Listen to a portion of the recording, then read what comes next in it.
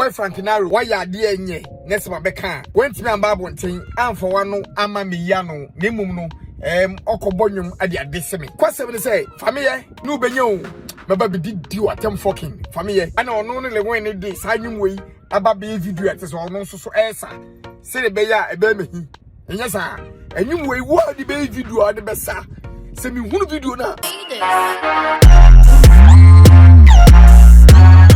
issue ankasa no particularly because media just because I want to know where ebe up to. But I like the fact Frank Naro I take opportunity and as an advantage of this thing because this is show business. A show any business. Into who you show no. Now what can I say? What the business partner a better also. Into I'm happy. Because of Frank Naro and disappointed me. Well, I'm gonna need and just show no or the business aspects a realm. Why? Champion. Bibia wako. Akwess. Naro akasa. Yeah, wakasa. Also are you cool? Are you cool? Enyum na de. Enyum na de pa. Sebiu. Big Akwess enyum na nyede. Big Akwess ekasa. And also the allegation about say enyum no so Frank Naro awia nyum on the family. A boy bi nyum. And Frank Naro akọ ade up enyoma. And on the family atoso. Na boy na be catch on Big Akwess. So the more details so beba. And a boy no cry the boy in this Sunday no. The chair Frank Naro there no. Boy ne nyom na oye ye no. The chair Frank Naro there na odi aba no. But Frank Naro e dey ahon pepre because of person dey say on Big Akwess no. And a boy ne nyom no we wia e dey aba abonte. Sa no dey two jasos. Wow. No sa say enyom no so no. Wow the be video bia no. Obeba abonte abedidi watem. Enko ba bia. Na ye started there na ye busa Big Akwess say boy ben na ese ode enyom aba Frank Naro area na boy no Frank Naro ko tie enyom no ehia okay so what I say yeah matter enyom na o se Frank area no de obi nua onyom da obi area ma da yes nyo na ne wa YP boss semenyanka yes semenyanka ka oda makumu semenyanka medo se semenyanka Big Akwess ne Frank beef yo metwa so but entumi masada okay isan se obunsam so obejejew na wonjai wa obeda wa home nti why na ejeje why ba ko jeje ba ko why ne bonsam no ebetumi aba se Frank Naro na ye bonsam okay for Big Akwess ebetumi so aba se Big Akwess na ye sasa bonsam for Frank Naro cause ensema Big Akwess e kan nyina no wo ya na wose o evidence okay o prove obeka nya me bodua en yenim se dua nso de obi ntumi ntwa ntoro nsan bodua eno ne me haw okay asema first obeka ya me se na me yamhyehyem se me party me ko bi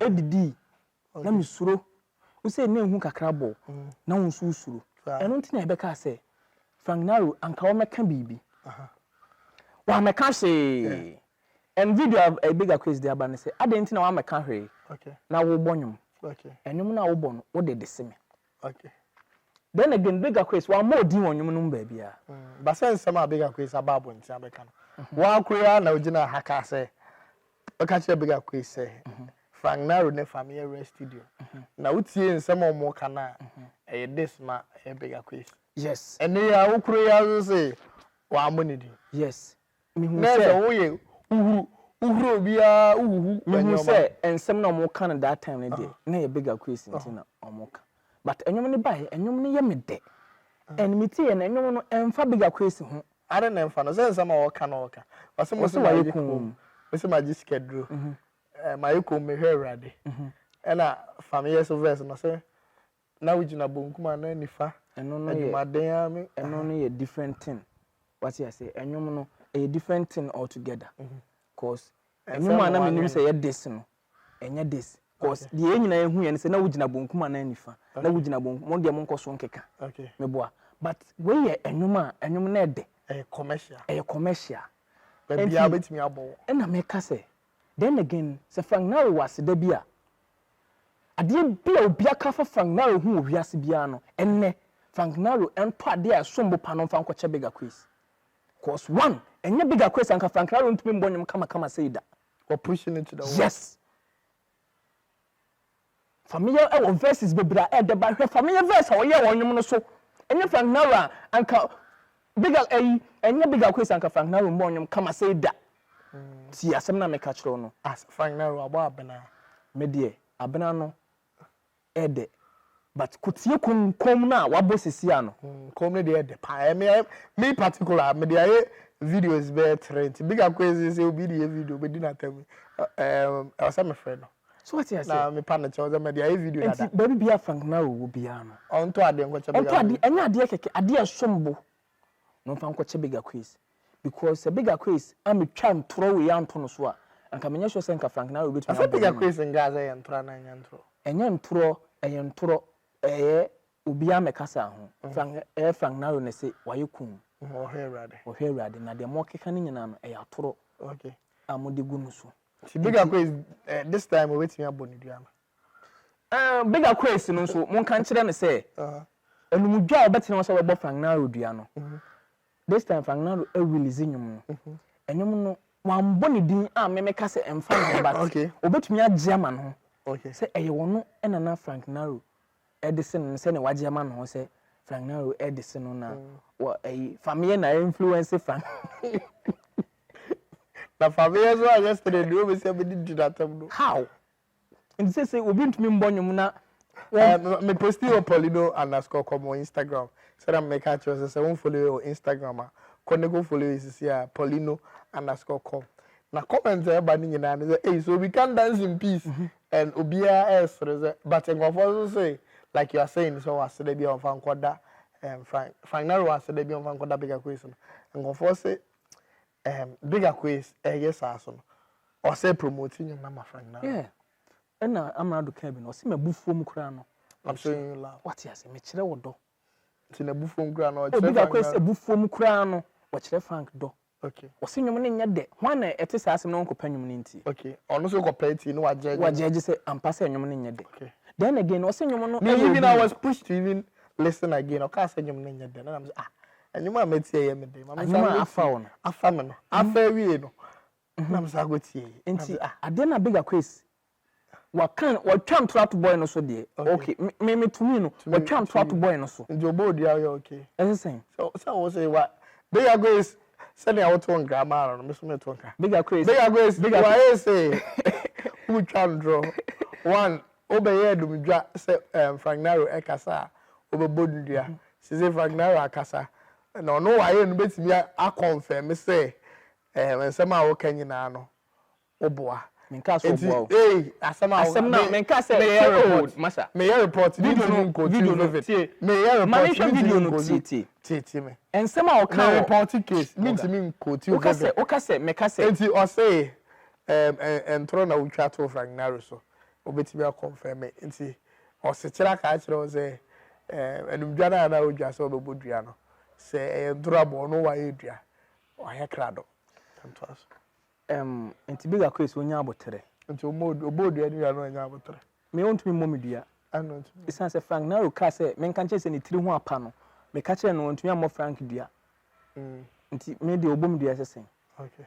What you say? And some of Frank Naro aka fa Bigger Akwess ho amama tibi no me ka kire na odinti bebo dem enti dua no e wo se obo no o catch nsema Frank aka amama tibi no 1-on-1 no e konkonsa na me te o te o hewa men kan kire o me source wodi na tambi but on come nente ewe me se wodi na tam Frank Naro didi Bigger ai Frank Naro ne wanga na TV aye interview wanga we me se Frank Naro didi Bigger Akwess atem no say video na enche beba me release say video no video yes o kan say men kan wa ha say enti me pese oboni dua no ne dua no ekunu what I say eku Frank yes ade because up to now ebiare na mkodi ye o ye na so me da na me yam hihye me la Frank abonyum se konkom no aye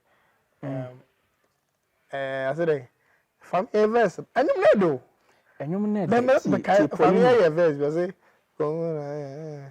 asunje na me pentira masumdwumi a me pe asunje e na opentia enti nya afi na obeye nsem no gidi bia ya we say on let nyina akọ it's good say bibia etu etwa what you say bibia de to ntwa big Akwess say wa de nyum no be ye video bia obehu bia no obedi watem even wa ma Lilwin so won eno na menti ase no big Akwess uni obi fa na obi a wanchen a ode nyum ne besa no senti no wa kan public say how can obi avansa o say o de ote nyum na I for wow help me bia no FM Poleeno me a reporter about Poleeno Multimedia big Akwess de nkrabi agya me say me fan mamo o say oh na ote nyum me say Naro come featuring Fameye na otie nyum no na ye oda o de obetimi asa wo dem but so the nyum no ebesa aba TikTok, Instagram, YouTube, Facebook no big Akwess eni ebehu no o se men se chirin kanche o say obeba bonte obedi do atem then again atem so enko bia then again obi bia o hwe channel yi obi bia o hwe video yi yentumi ntina ho ma Christopher eye big Akwess emfa na bosom no ehunehuna ye enti obi bia o hwe video yi okwa Naro nyum no eye kom fire music video o de o sa ugina ho keke ne posti ewo eye TikTok baby na tag big Akwess ne ehwe so obetumi abodua na ampa onga so bodio so obedi do atem ba me de ne say it is a nipa 1000 and him na video it obedi atem no wala na obedi atem na me say yes big Akwess de bia no ofa nipa 10 video a obo de area na wato ho esa no be yo is every day you obeying session series okay first thing okay second but me sure say basically no na ni wo celebs no mo de be video no yeah manya ne ntia say papa Kumase aye bi na wa frɛ no okokuam wa frɛ big Akwess okokuam apa cho say anyum no de wanya de aye video wie nti osere na ma ne ma wanti medidi na tem okay em say on you say big Akwess no baba wanti en ni nyina ne say Poleeno de ekoso bia na ekoso okay but currently big Akwess ese promote Naro nyum no sa yemfa agro bia nto nche oh ye ne nyina no oh yes hwe nipa dodo a ba so o say no so obaga say franga ko wi anyom enyom eno de say ndo waka agu no so dada eno na me so wako wi anyom say enyom yi ba ya no so ah wasi say wasa ko wi anyom nti eno de until say odi ne evidence ne be ba say wako wi anyom enyom awi aso de on etesi won de wo ho eno de wo ho no eno de wo ko say enyom no kwa otie access enyom bi ba Naro say enyom ne de otie ampon mi yare nti na nipa na serme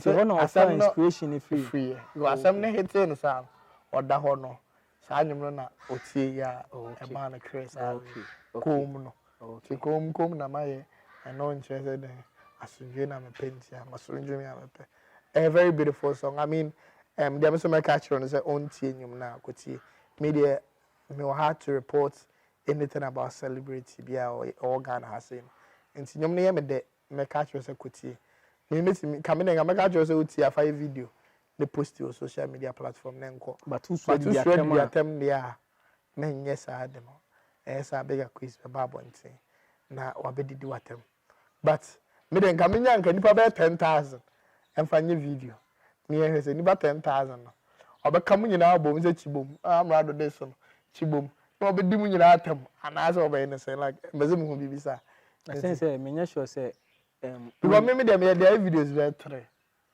big Akwess shema wo say wu ni din a wo di watam e be ko ba bia nti na okay nti ene say ye ni din no ye mfanye video na ye support Naro say ba wo din a utumi yi wani e hye obi na nipa na ye na wa posti ama no but wa wi wani na say wo so di atam dia big Akwess be di watam and minima de konti a big Akwess eye de wo yi no as police friends so be dwane it's a saint say me say be ehunu bi da okay say me ne ye interview I say Lilwin interview ye your friend no police station on odwane ye be ma ne de wo ko odwane nti on be say sibi nti fufu si a on mobile odwane okay on be na big Akwess nya abotre what you say big Akwess nya nti I for mo nkoso na allegations no onya abotre but then again big Akwess emfa ade a ekire se Naro awia nwom no ne se obeba safi na ode abetudwa nti bia ebeba what you say na o me hu artist kro so ode ba de ode artist beba cool nti ye hwe ni mu eti Frank Naro so ebetumi a odi onko hu artist na okokoa mu wasi ase na on settle no ansa na Big Akwess abeye de opese oye no okay nti so we anyom na ampa Big Akwess kase we na chense 80% ampa we okay so wasi ase we can try na tone so first one but anyom we Big Akwess on time chantro uti chantro okay o kan se ma o evidence ansa na wakasa okay nti o dey find say the oka say wakoji schedule no na entro no twa close are ne ojo say no have evidence bi am say wakoji schedule say no afina Frank be respond and afina Frank so I started granting interviews also enter me starting no me guys Frank Naro a show business when this show no nko we follow business because we're releasing them it's here obenya show side abo obenya ska and Big Akwess a cars or you say or no as an artist say no be benefit me Frank our own friend and say no way into a releasing them there have we BMs or interviews okay interviews no dey general we be say no wasem obeka chiro so abonyum koti okay you understand anyum no so buy no e de pa anyum ne de end time one Ghana or more editor ba ko no one no send me video say hey Frank no and the papa so comment section on ma obia very nice what obia a praise Frank Naro or ekwan ya wafa so a watwere nwum no ama enwum na ye de we dey one fambo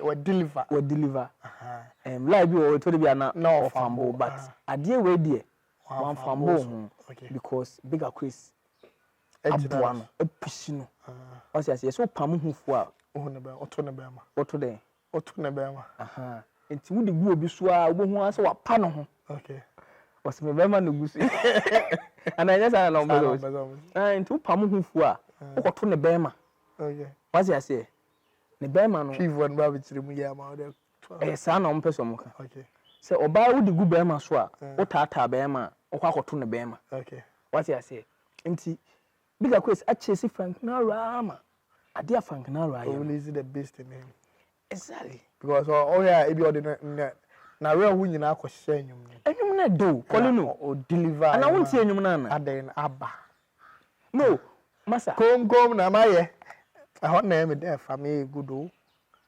Fameye oh you good oh yeah Mr. Peter trust Mr.